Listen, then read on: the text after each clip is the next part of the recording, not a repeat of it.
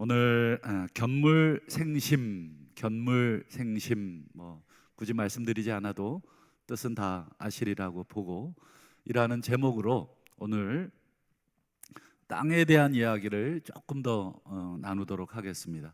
이제 민수기도 거의 다 끝나가고 있는데 이제 마지막 땅 부분에 대한 이야기를 이제 성경에서 조금 더 진행을 합니다. 그래서 오늘 32장을 우리가 함께 보면서 오늘 우리에게 하나님이 뭘 원하시는가 함께 그 의미를 찾고 또 우리 마음속에 좀 결단하고 앞으로 우리의 삶의 중요한 기준점으로 삼으시기를 바라겠습니다. 이제 우리 아버지 세대는 다 죽었죠. 아버지 세대는 다 돌아가셨고 이제 자녀들이 이제 가나안 땅을 이제 곧 들어가면 됩니다. 이제 요단강 건너가면 이제 약속의 땅 가나안입니다. 그런데 건너가기 직전에 한 사건이 발생을 해요. 어떤 사건이냐면 가장 그 큰아들 루벤 지파 그리고 갓 지파 이 갓 지파 여수 갓 그게 아니고 시옷 갓 지파라고 아시죠? 이 갓 지파가 이 두 지파가 모세를 찾아와서 아주 요상한 제안을 합니다. 제가 요상하다고 말씀을 드렸어요. 이게 도대체 왜 이런 제안을 하지 싶을 정도의 요상한 제안을 하는데 한번 1절과 5절을 한번 보실까요? 자, 그들은 루벤 지파 그리고 갓 지파입니다. 그들이 야셀 땅과 길르앗 땅을 이렇게 봤어요. 그런데 그곳은 목축할 만한 땅이다. 목축이 뭔지 아시잖아요. 예, 이 짐승, 소나 또 양이나 풀을 뜯어먹이는 목초지, 목축할 만한 땅입니다. 그리고 5절 보시면 또 이르되 이 땅을 당신의 종들에게 그들의 소유로 달라. 우리에게 이 땅 달라는 거예요. 이 땅. 이 땅이 이제 앞에 1절에 야셀 그리고 길르앗 이 땅인데 우리가 지명만 봐서는 감이 오질 않잖아요. 지도를 하나 먼저 좀 보여드릴까 하는데 지도가 잘 보이시는지 모르겠어요. 여러분이 가운데 그 빨간색 그 선이 하나 보이시나요? 요게 이제 요단강이 되겠습니다. 그래서 요단강 위에 뭐 기네렛 호수라고 되어 있는데 이게 이제 갈릴리 호수가 되겠고 그리고 쭉 밑에 보면 또 사해가 보이시죠? 성경에는 이제 염해, 소금바다 이렇게 되어 있고 이걸 기준으로 여러분 요단강을 기준으로 여러분 오른쪽과 왼쪽으로 나눕니다. 그래서 오른쪽은 요단 동편이라고 하고 왼쪽은 요단 서편이라고 부르겠습니다. 지금 전쟁이 막 여러분 이스라엘에서 일어나고 있잖아요. 그 요단 서편 지금 단지파, 유다지파 그쪽 그 홍해 아니 지중해 쪽에 그쪽이 가자지구인데 지금 거기에서 전쟁이 일어나고 있는 중이에요. 어쨌든 맨 밑 오른쪽을 이제 보세요. 왼쪽은 여러분 이제 보실 거 없고 오른쪽에 보면 맨 밑에 파란색으로 된 그 지파 이름이 보이시나요? 무슨 지파인가요? 예, 루벤 지파. 지금 오늘 본문에 나오는 루벤 지파. 그리고 그 위에 연두색으로 된 지파 이름 보이시나요? 예, 갓 지파. 이 루벤 지파와 갓 지파가 지금 모세에게 와서 야셀 땅, 길르앗 땅 달라는 거예요. 야셀 길르앗은 어디 땅이냐면 요단강을 기준으로 여러분 보실 때 오른쪽 요단 동편 쪽에 있는 땅이 이 땅입니다. 지금 요 땅을 우리에게 주십시오. 요 땅을 보니까 이 목초지로서 우리의 짐승떼를 먹이기가 참 좋습니다.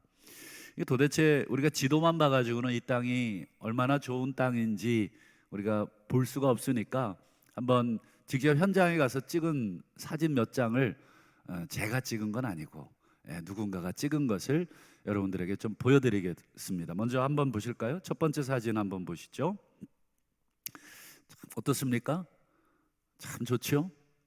벌써 드넓은 뭐 우리나라 이런 풀밭 생각하시면 안 됩니다. 근데 어쨌든 이스라엘 땅에 이렇게 풀밭이 좋은 땅이 많지 않아요. 그리고 또 다음 사진도 한번 볼까요? 네, 참 좋습니다. 이 짐승들이 풀 먹이기 참 좋고, 그 다음 사진도 한번 보시죠. 네, 우리 마지막 사진도 한번 볼까요? 네, 이런 곳도 있어요. 여기가 이스라엘이 맞나? 이렇게 나무가 울창하죠. 네, 그리고 뭐 우리로 얘기하면 그냥 개울 같은 데지만 이 물도 있습니다. 이렇게 해서 풀도 많고, 요 땅이 바로 아까 지도에서 보신 요단강 동쪽에 위치한 그런 땅들입니다. 물론 비가 오지 않으면 여기도 풀이 자라진 않아요. 그러나 비가 한번 오면 풀이 이렇게 잘 자랍니다. 그래서 양들이나 또 뭐 소떼들이나 염소떼들이나 잘 키울 수 있는 최적의 장소. 우리 맹모 삼천지교 우리 맹자 어머니께서 자녀의 교육을 위해서 이 3번이나 이사를, 왜 그렇게 이사를 했어요? 좋은 학군을 찾아간 거죠. 이 교육하기에 좋은 장소, 이 분위기, 주변에 온통 뭐 유흥가로 둘러쳐 있다든지, 주변에 온통 뭐 공부할 수 있는 환경이 아니라든지, 뭐 이런 곳에 자녀를 두면 아무래도 어린 자녀들이 영향을 받죠. 그만큼 여러분, 사람이든 또 짐승이든 거기에 적합한 장소가 있습니다. 지금 루벤 지파하고 갓 지파가 요 장소를 딱 보니까 어때요? 맨날 봤던 곳이 광야, 이 삭막한 광야만 보다가 이 땅을 보니까 눈이 어때요? 휘둥그레지겠죠. 야, 우리 가축들도 많은데 지금 요단강 건너지 말고 이 땅에서 우리가 살자. 그러려면 지도자의 승낙이 필요하니까 모세를 찾아가서 단판을 짓자. 그리고 이 땅 달라는 거예요. 그리고는 또 한 가지 요구를 합니다. 우리 5절 우리 뒷부분도 한번 보실까요? 이 땅을 달라. 그 다음 보세요. 우리에게 그 다음 요단강을 건너지 않게 하소서. 요단강을 건너지 않게 하소서. 아까 지도 기억하시죠? 그 요단강을 기점으로 지금 동쪽 땅을 지금 달라고 하면서, 요단강을 건넜다는 것은 서쪽 땅으로 간다는 얘기인데, 이 요단강 서쪽 땅으로 우리는 가지 않겠습니다. 우리는 이 동쪽 땅에, 아까 보신 그 야셀 땅, 길르앗 땅, 그 땅에 우리는 살겠습니다. 이 땅을 기업으로 주십시오. 지금 이런 요구를 하고 있는 겁니다. 여러분, 지금 이들이 말하는 게 무슨 뜻인지나 알고 하는 말일까? 여러분, 이들이 지금 요구하고 있는 게 지금 어떤 의미를 갖고 있는 것인지를 이들이 제대로 깨닫거나 있는 것입니까? 여러분, 이들이 지금 하는 말은 정말 큰일 날 소리입니다. 잘못하면 죽을 수도 있는 말을 지금 이들이 자신들이 알고 하는 말인지 모르고 하는 말인지는 모르겠습니다만 정말 잘못하면 죽을 수 있어요. 그래서 모세가 이들의 말을 듣자마자 버럭 화를 냅니다. 지금 정신이 있냐?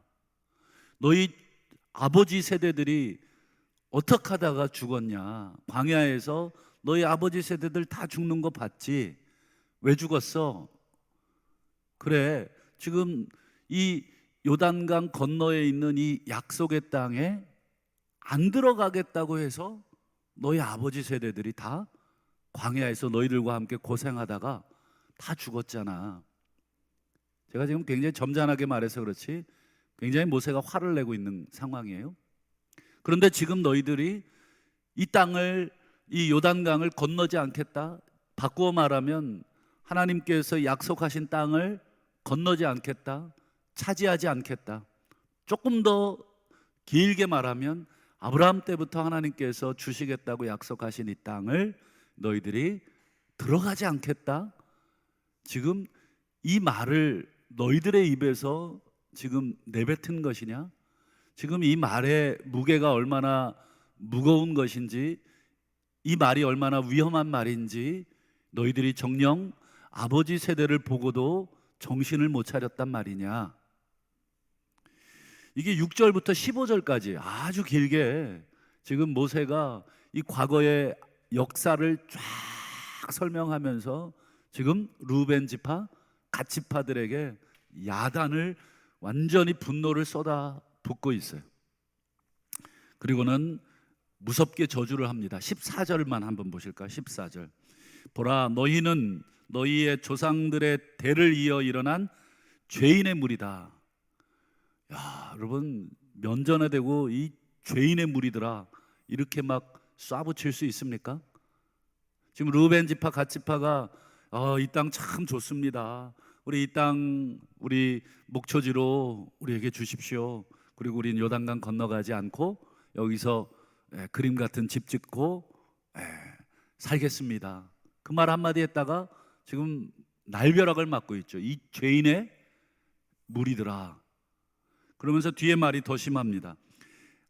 이스라엘을 향하신 하나님의 이 진노를 더욱 심하게 하는구나. 너희들이 지금 하나님의 진노를 더욱더 불러일으키고 있다. 너희들이 지금 하는 이 말 때문에 지금 하나님의 진노가 또 올라오고 있다는 것이죠. 정말 이 무서운 말을 지금 모세가 내뱉고 있습니다. 여러분, 부모님에게 혼나보셨는지 모르겠어요. 혼났을 때 제일 최고의 상책이 뭡니까? 그렇죠. 싹싹 비는 겁니다. 잘못했다고. 만약에 부모님한테 혼나고 있는데 눈을 부릅뜨고 막 이를 막 꽉 깨물면서 막 더 때려보시라고 만약에 이러면 어떻게 돼요? 더 맞습니다. 눈 아래로 내리고 머리 조아리고 싹싹 빌면 2대 맞을 거 1대로 끝나죠. 여러분, 이쯤 모세가 화를 내면 어떻게 해야 됩니까? 아이고, 죄송합니다. 저희 생각이 짧았습니다. 그저 눈앞에 보이는 이 푸른 풀밭을 보니까 잠깐 정신이 나간 것 같습니다. 죄송합니다. 우리가 이 요단강을 건너서 하나님께서 우리에게 약속하신 이 땅, 우리 아버지 세대들이 들어가지 않겠다고 그렇게 반역했던 이 땅, 우리는 들어가겠습니다. 진정하시고 노여움을 푸시고 이 시간 우리를 용서해 달라고. 여러분, 이렇게 나와야 정상입니까? 그렇죠? 당연한 것입니다. 이렇게 나와야 됩니다. 그런데 여러분, 이렇게 나와야 되는데 이 루벤 지파, 이 갓 지파가 머리를 너무 잘 쓰고 있어요. 새로운 제안을 합니다. 뭐라고 제안하는가 한번 들어보시죠. 우리 17, 18, 19절을 한번 화면을 통해서 보실까요? 2가지를 제안해요. 첫 번째는 17절과 18절이고 두 번째는 19절을 제안합니다. 먼저 첫 번째 제안부터 정리해 보면 17, 18절인데, 자, 우리가 이 요단강을 건너가지 않겠다고 말은 했습니다만 나머지 우리 형제들, 나머지 이 지파들이 요단강을 건너가서 그 가나안에 있는 이 족속들과 싸움을 할 때 우리도 무장하고 건너가서 싸움을 하겠습니다. 그리고 그 싸움을 다 할 때까지 우리는 우리 집으로 돌아오지 않겠습니다. 한마디로 전쟁 다 끝날 때까지 우리들도 함께 전쟁은 하겠다는 거예요. 우리 처자식 가축은 이 요단 동편에 아까 보신 그 땅에 그냥 두고 우리 남자들만, 싸움을 할 수 있는 남자들은 전부 다 무장하고 건너가서 함께 나머지 요단 서쪽 땅을 차지할 수 있도록 이 군사력을 보태겠습니다. 이게 첫 번째 제안입니다. 그리고 두 번째 제안은 뭐냐면 19절입니다. 자, 우리는 그들과 함께 요단 저쪽, 아까 서쪽이 되겠습니다. 요단강 건너편 약속의 땅에서는 무엇을 받지 않아요? 우리는 기업을 받지 않겠습니다. 우리는 이 동쪽에 이 땅을 기업으로 주시고 나머지 이 요단 서쪽은 나머지 형제들 다 나눠 주십시오. 우리는 단 한 평도 우리의 소유로 등기하지 않겠습니다. 이 두 가지 제안을 하는 것입니다. 여러분 어떠십니까? 이 제안 처음에는 이 땅 주십시오, 우리 건너가지 않겠습니다 이랬을 때는 화가 났어요. 이 도대체 이 패역한 죄악의 죄인의 무리들아, 너희가 여호와의 진노를 더욱 심하게 하는구나. 그게 아니라 우리 건너가서 싸우겠다고, 그리고 다 점령한 다음에 우린 다시 넘어오고, 그리고 이쪽 땅은 손도 대지 않겠다고, 여러분들이 다 나누어서 가지시라고. 여러분 이쯤 되면 마음이 조금 흔들리십니까? 실질적인 측면에서 생각해 봤을 때 여러분 손해 날 게 있습니까? 없습니까? 손해 날 건 없죠. 요단강 동쪽 땅도 이스라엘 민족의 땅이 되는 거잖아요. 영토가 넓어지는 거잖아요. 그렇죠? 요즘도 우리 전 세계적으로 영토 분쟁이 얼마나 심각합니까? 막 독도 문제도 막 난리가 났죠. 최근에 국방백서에 독도를 분쟁 중인 땅으로 우리나라 국방부가 규정했다가 난리가 났어요. 여러분 그 분쟁 중인 땅이 아니잖아요. 벌써 이 사고 자체가 다른 것이죠. 여러분 이 땅이 한 평 넓어진다는 거 굉장히 실질적인 측면에서 굉장한 것입니다. 그렇기 때문에 가만 생각해 보면 요단 동편을 루벤 지파하고 갓 지파하고 차지해 버리면 실질적으로 영토가 넓어지기에 국력적인 측면에서나 또 자원적인 측면에서나 실질적인 측면에서 손해 볼 게 없어요. 그리고 나머지 아홉 지파 반도 여러분 이쪽에서 두 지파 반이 땅을 차지하니까 나머지 지파들도 자기들이 차지할 땅이 조금이라도 더 넓어지는 것입니다. 그러니까 뭐 누이 좋고 매부 좋고 뭐 꿩 먹고 뭐 알 먹고 뭐 실질적인 측면에서는 손해 볼 것이 하나도 없어요.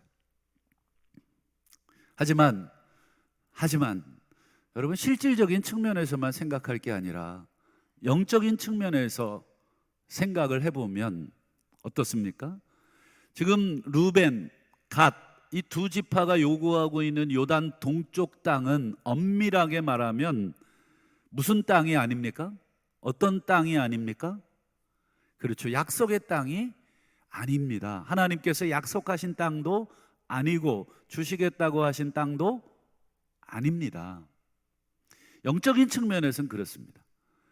눈에 보이는 견물생심이라고 눈에 보자 정말 갖고 싶다 이런 마음은 우리 모든 인간에게 본능적으로 다 똑같은 마음이지만, 그래서 갖고 싶지만, 그러나 영적인 눈을, 영적인 잣대를 기준으로 봤을 때 그냥 꿀꺽 침은 넘어가지만 어떻게 해야 될 땅입니까?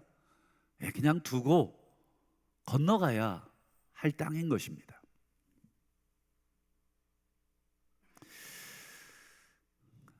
이제 모세가 대답을 해야 됩니다. 두 번째 제안을 받았잖아요. 모세가 어떻게 대답을 해야 되겠습니까? 첫 번째는 불과 같이 화를 냈어요. 안 된다는 거잖아요.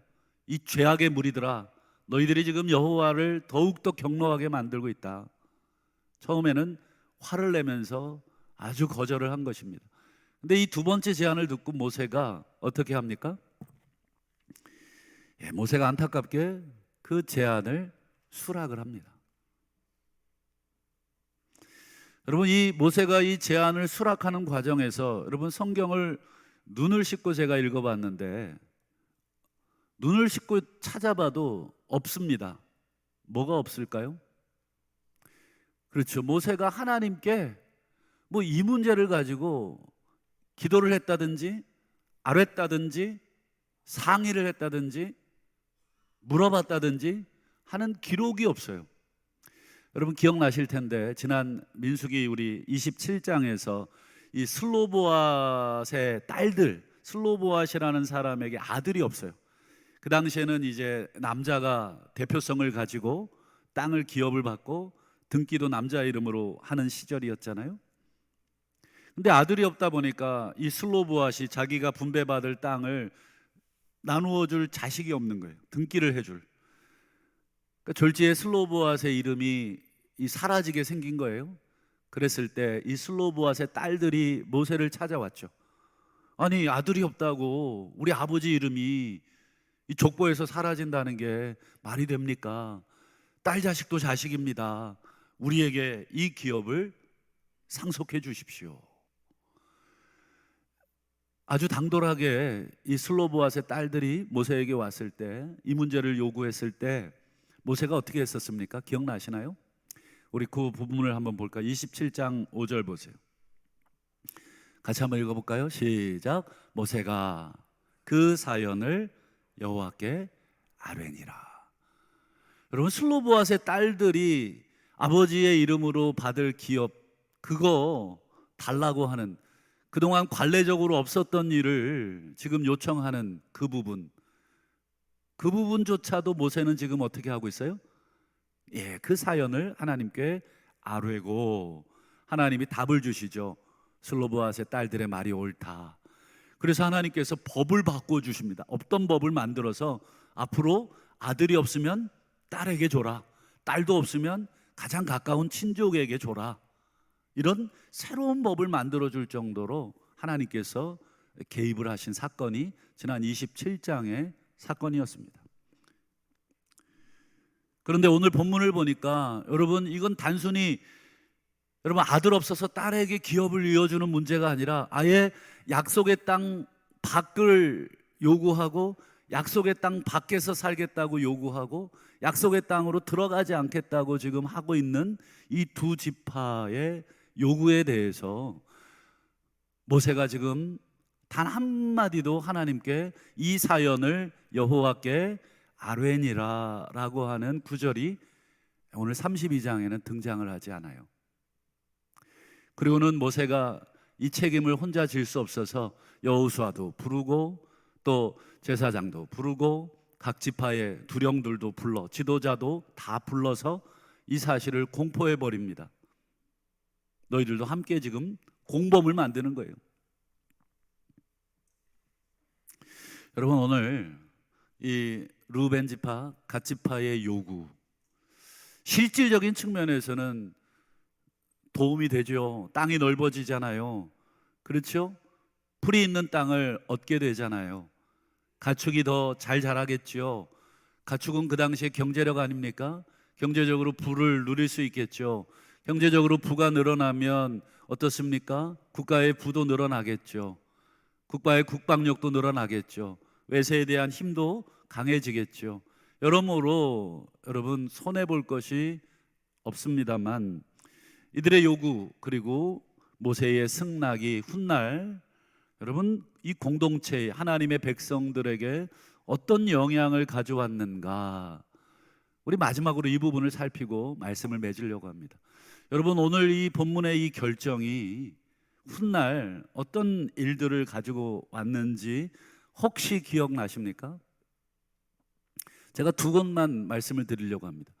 여러분, 이제 여호수아가 정복을 끝내잖아요. 그리고 여호수아 다음 세대가 여러분 사사 시대입니다. 사사 시대에 벌써 이 공동체에 문제가 발생하기 시작합니다. 여러분, 사사기 5장에 보면 이스라엘의 최초의 여자 사사 드보라가 일어나요. 근데 드보라가 일어나는 이유가 이스라엘 지파 가운데 한 지파가 외세의 침략을 받아요.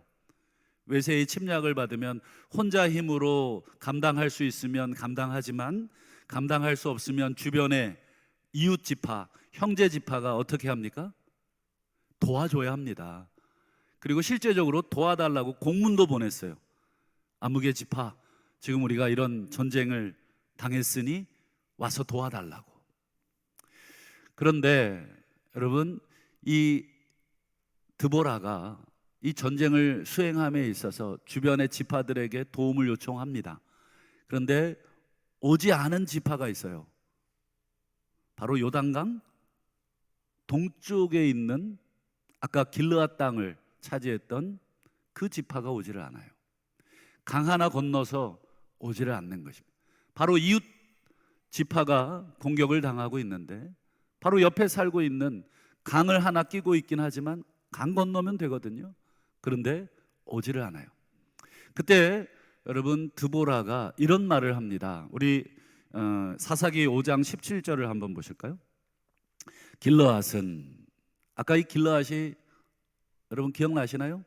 야셀 땅과 길르앗 땅, 요단강 동편에 있는 땅을 우리 길르앗이라고 표현을 합니다.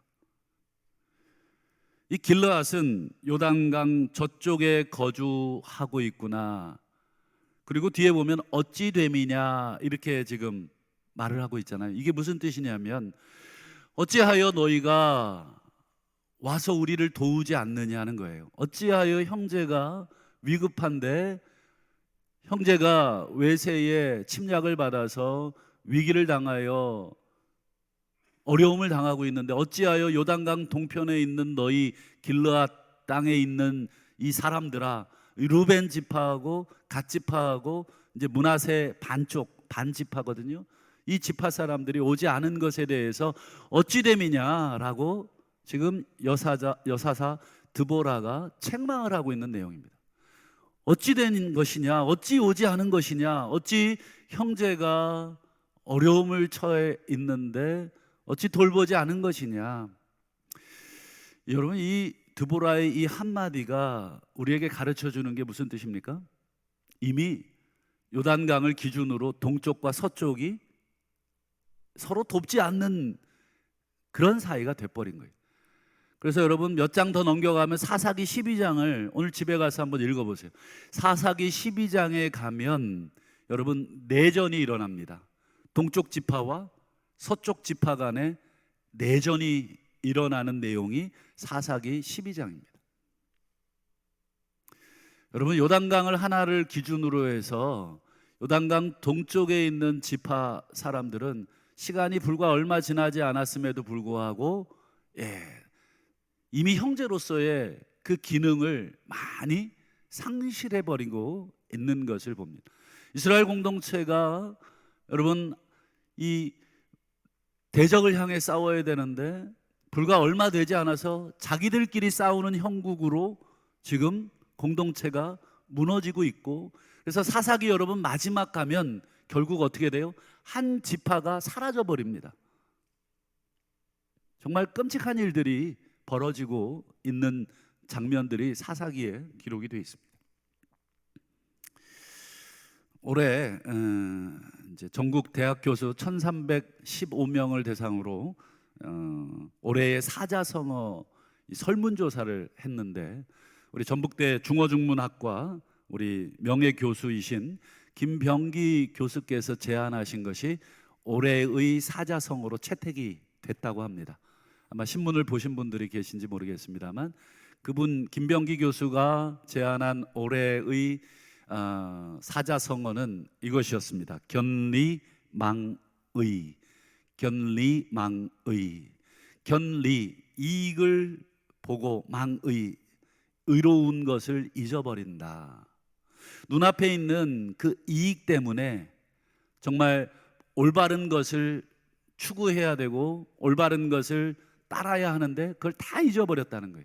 그래서 견리망의라고 하는 이 사자성어를 제안을 했는데 이 전국 교수들 투표에 의해서 이 사자성어가 올해의 사자성어로 채택이 됐다고 합니다.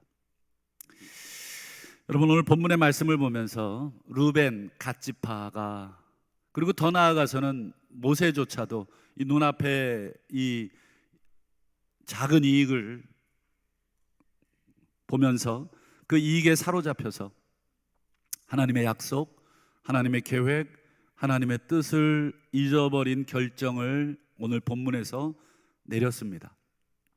그리고 그 결과 불과 얼마 지나지 않아서 사사시대에 접어들면서 여러분, 이스라엘 공동체는 지파 간에 심각한 균열이 생겼고 서로 싸움이 일어났고 서로 돕지 않게 됐고 결국은 내전으로, 그래서 한 지파가 사라지기까지 할 정도로 이스라엘 공동체는 무너져 내린 것입니다. 그 시작은 오늘 본문의 이 사건입니다. 르벤과 갓 지파가 하나님의 언약 땅 밖에서 눈에 보이는 그 좋은 땅을 요구하고 우리는 요단강을 건너가지 않겠다, 하나님의 약속의 땅을 우리는 기업으로 받지 않겠다. 언뜻 보기에는 서로에게 좋은 것 같아요. 서로에게 이익이 되는, 서로 윈윈할 수 있는, 너희도 좋고 우리도 좋은 거 아니냐, 땅이 넓어져서 좋고 너희들은 더 많은 땅을 차지할 수 있어서 좋고. 그러나 영적인 눈을 조금만 더 열었더라면 여러분, 그런 결정을 내리지 않았을 것이고 이스라엘 공동체가 사사시대를 통과하면서 심각한 분열을 겪지는 않았을 것입니다. 오늘 말씀을 준비하면서 우리 한국교회의 짧은 역사를 한번 되돌아봤습니다. 우리 한국교회 이 거룩한 공교회의 하나됨을 깨트린 수많은 결정들은 뭐가 있었을까? 교회 간에 교파가 찢어지고 교회가 나누어지고 그런 수많은 일들이 왜 일어났는가를 한국의 역사를 간단하게 되돌아봤더니 일제 신사참배 문제. 여러분, 일제 신사참배 해야 됩니까? 안 해야 됩니까? 대답을 안 하셔도 안 해야 된다는 대답을 제가 듣고 있는 것 같아요.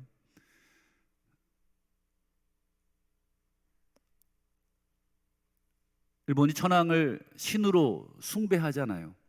그렇죠? 그러나 여러분, 그건 인간에 대한 예의로서의 인사가 아니라 신으로서 그를 섬기겠다고 하는 그런 뜻이 되는 것입니다. 그것에 대해서 여러분 어떻습니까? 지도자들이 제대로 된 결정을 내리지 못하자 우리 한국교회가 그 문제로 박살이 났습니다. 그 이후에는 어떻습니까? 유신헌법이 전국을 또 휘둘렀을 때 이 기독교계가 또 그 유신헌법에 대해서 어떤 결정을 내리느냐가 또 중요한 시금석이었습니다. 군사정권이 들어섰을 때는 또 어떻습니까? 한국교회 지도자들이 그 군사정권에 대해서 어떤 말을 하고 어떤 결정을 했어야 됐었습니까? 그 결과가 지금 오늘 우리 한국교회가 맞닥뜨리고 있는 현실인 것이 되었습니다. 말씀을 맺겠습니다. 여러분, 부모 세대의 잘못된 요구, 잘못된 결정, 이 땅에 들어가지 않겠습니다. 안악자손이 있습니다. 성은 크고 광대합니다. 우리는 그들이 보기에도 메뚜기 같습니다. 우리가 차라리 애굽에서 죽었더라면 좋았을 뻔했습니다. 우리는 이 땅에 들어가지 않겠습니다 라고 하는 그 요구와 결정이 그들의 운명을, 그리고 그 자식들의 운명을 바꾸어 놨듯이 오늘 우리들의 이 결정, 눈앞에 보이는 이익을 따라서 할 것이냐 아니면 하나님 뜻을 따라 살 것이냐, 우리가 하고 있는 요구와 결정이 10년, 20년 그리고 30년 후에 우리 자녀들과 우리 공동체에 어떤 결과를 가져올지, 특별히 앞장서 수고하는 지도자들은 더욱더 무거운 책임을 느끼셔야 될 것입니다.